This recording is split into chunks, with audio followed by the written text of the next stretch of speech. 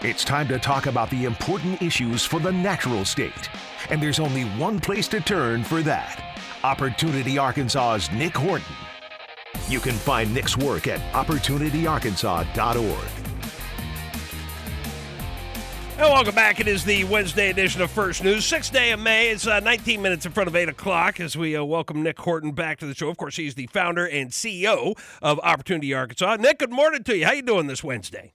Jay, you're going to have to punch him up there. There we go. Sorry, Nic, a little slow on the draw Jay, there. Come on. Wow, man. I had this great opening line and everything. I'm telling you, he is so mad at me right now that the fact that he did that, I can't even yell at him this morning. So it's an unfortunate state of affairs. Well, I'm doing good. I'm glad to be here. How about this weather, man? Unbelievable. I know it. We're swimming around a little bit this morning. But I'm going to go get my jacket out of the closet. The nice thing, it's crazy. The nice thing will be is that we may have some dreary weather, but hopefully we get an official announcement on the tax cut today. So it sounds like the special session's going to wrap up with an income tax cut of 0.2%.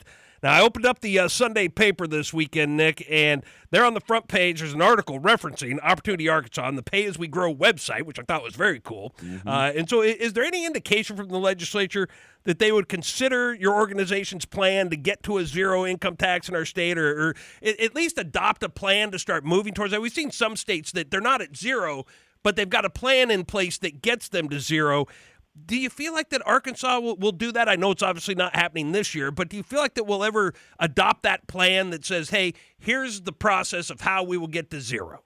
Well, I certainly hope so. And as you know, Toby, we talked in that story on the front page of the Sunday Democrat Gazette. We're going to be working overtime and doing everything that we can to make sure that that is a priority going into the January 2027 legislative session. As you mentioned, it's not happening right now, which is unfortunate. We wanted, we're hopeful and we're advocating for that to be the case in the special session that they're wrapping up today. But yes, I mean, there's a lot of arguments in favor of doing this. We've got two neighboring states that have done this now in Mississippi and Oklahoma just in the last year. Missouri is actually actively looking at a very similar type proposal. So that would be three neighboring states that were doing something similar.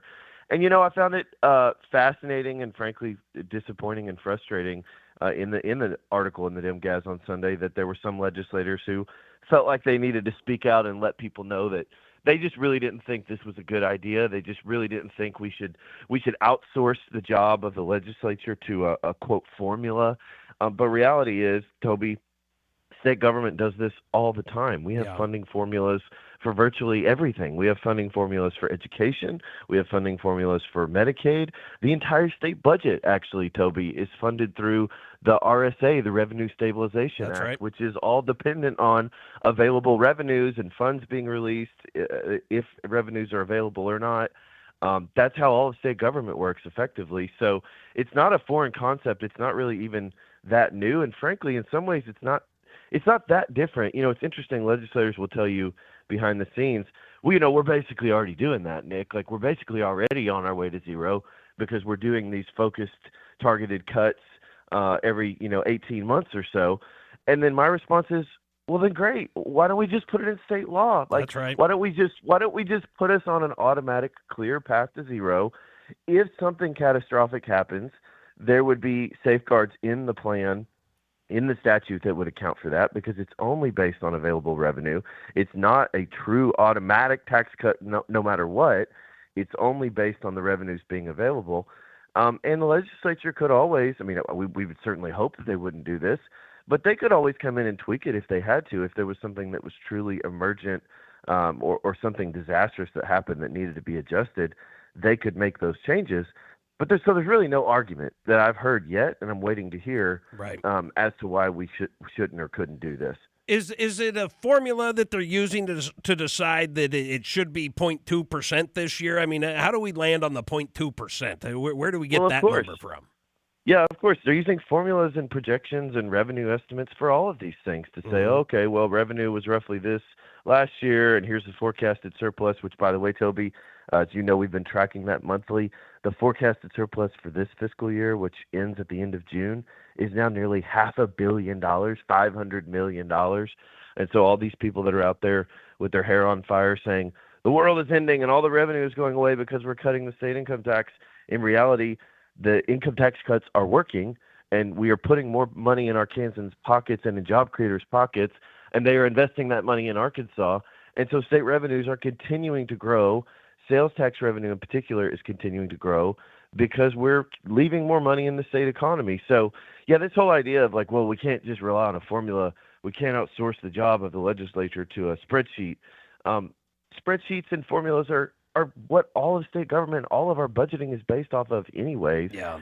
And this is just something that's just so common sense. I think, Toby, if I can just be a little cynical, and I hate to do that, I'm such an optimistic guy. That's right. But, That's right.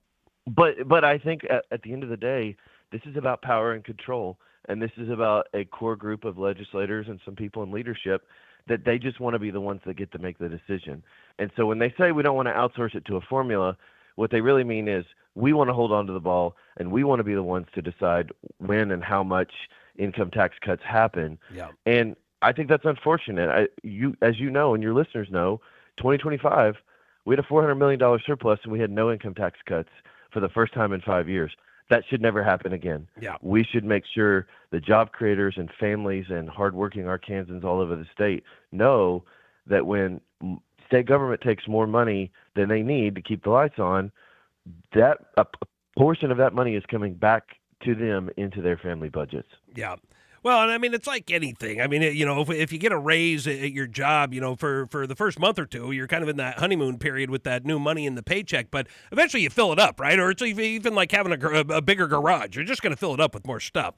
And so, it doesn't make sense for them to have the surplus, or, they're just going to use it on more stuff. And that's what we've heard in the opposition arguments. And, well, this program we want to do, and this program and that program. And, it just doesn't make a whole lot of sense.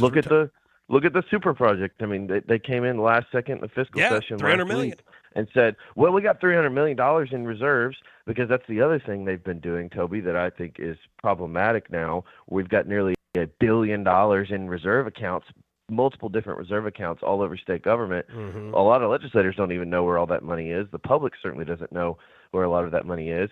And they say, well, we can't cut taxes because we're going to need the money for X, Y, and Z, but we don't necessarily know what it is yet. And then all of a sudden these big super secret super projects come along, and they say, well, we got all this money squirreled away. Why don't we just spend $300 million? And we'll do $180 million in tax cuts, but we'll give $300 million to one company.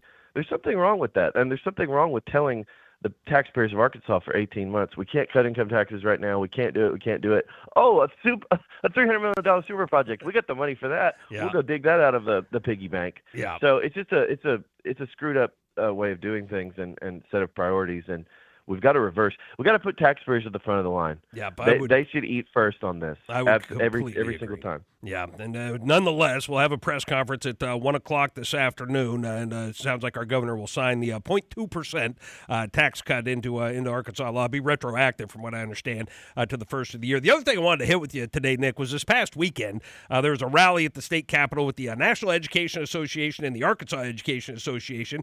They had their Soviet-style Solidaria fist on their signs and their flags, which I thought was odd. But anyways, it was in support of the Education Rights Amendment. Is this the type of action that's exactly why you had to get the 4 AR Families Coalition back up and running to combat this bad amendment that's being pushed so hard? Well, it is. And in terms of this Soviet-style fist that they displayed on all of their signs, I have to say, Toby, you mentioned that it's odd. I'll counter that a little bit and say it's not really. I mean, I think it's very informative, and I think, look, when the left tells us who they are, we should believe them. Yep. And when they're protesting out at the state capitol, saying we need education rights and we need this and we need that, and worker solidarity and stand with freedom, and they're waving Soviet-style paraphernalia in the air, we should take them at their word for who they are. When you look at the Education Rights Amendment and what it would do, and you mentioned our For Our Families initiative, I would encourage folks, and I'll probably say this every week between now and the end of June, to go to 4arfamilies.com and sign up for our email list so that you can keep up to date with what we're doing on this, to make sure you know the truth about this Education Rights Amendment that's being shopped around the state at every farmer's market and grocery store and liquor store and everywhere else. They're going to stick a piece of paper in your face, and they're going to say, this is for the kids. This is for accountability. This is for a better Arkansas. And reality is, this is a socialist style attack on our state constitution. I don't think that's an overstatement whatsoever. Yeah. When you're talking about multiple universal welfare programs that would be created, that would be cemented into our state constitution. These are the exact same type of programs that Zohran Mamdani is proposing in New York City. And we've all seen, Toby, the chaos of what's been happening in Minnesota, and the daycare fraud and the massive welfare fraud scandals that have been uncovered there in recent months. These are the exact same type programs that they want to create in the state of Arkansas. And not only do they want to create them, they want them to be universal, and they want them to be locked into our state constitution. So they have to be funded no matter what. Mandatory spending with no pay-for mechanism, but mandatory spending that these programs are funded regardless of the cost, regardless of the economy, regardless of our fiscal situation. They have to be funded. So this is an extremely radical proposal that's being shopped to the people of Arkansas, and our message is make sure you know what you're actually being asked to sign, and make sure you know the truth about this really because it sounds fluffy, right? Oh, yeah. Education rights. Oh, it's for the kids. It's for the kids, and it's not. What is they're getting signatures. They're trying to put this on the ballot in November. Is that what the signatures? Is that what they're doing with the signatures? Yes. So they've got until July 3rd to submit about a little bit under 91,000 signatures to the Secretary of State's office to try to get this on the ballot. And if they're able to meet that threshold, they've also got to get a certain number of signatures in a certain number of counties. And if they can meet that, then it would be on the ballot before the voters in November. And then remind people once again what the website is if they want to see the truth about this amendment. Yeah, our website is, of course, our regular website, opportunityarkansas.org, but then our website for this initiative where we're informing and educating Arkansans about what this proposal would really mean is 4arfamilies.com, 4arfamilies.com. So you can go there, sign up for email updates. It's just a landing page right now, but in the next couple weeks, we're going to start to roll out a lot of resources, one-pagers, videos, a detailed version of the amendment where you can read it for yourself and understand exactly what it's proposing. But it's a really radical attack on our state constitution. And I just have to say, the state constitution was never designed for these types of things. Our state constitution is not a place where we should be making any really significant policy decisions like this. Policy decisions are intended to be made through the legislative process, through our elected officials, so that there can be public input, there can be amendments, there can be fiscal notes, there can be changes made in the future legislative sessions if things go poorly. They don't want to do any of that. They want to circumvent the legislature, and they want to ram it into the state constitution where it can never be changed, and they want to tell everyone that it's for the kids and just vote for it and it's accountability, and they want to lock it into the state constitution forever. And that's not what our Constitution is for. Our Constitution is intended to protect our rights and restrain government. That's why it's there. It's not there to create massive new unfunded universal welfare programs, and that's what this would do. Well, and even outside of the policy and all the things in this amendment, the no fiscal note alone should be enough for you not to like it. The fact that we have no idea cost. What something like this would cost the taxpayers is crazy to me. But the website, once again, 4arfamilies.com. Of course, you can also find everything at opportunityarkansas.org. And of course, all on the YouTube channel for Opportunity Arkansas. They're on all the social media sites as well. Just search for Opportunity Arkansas, and you'll find it very easily. But Nick, we always appreciate the information, always appreciate the conversation, and of course we'll reconvene at the same time next Wednesday. But thanks for coming on the show this morning. All right, thanks, brother. Can't wait.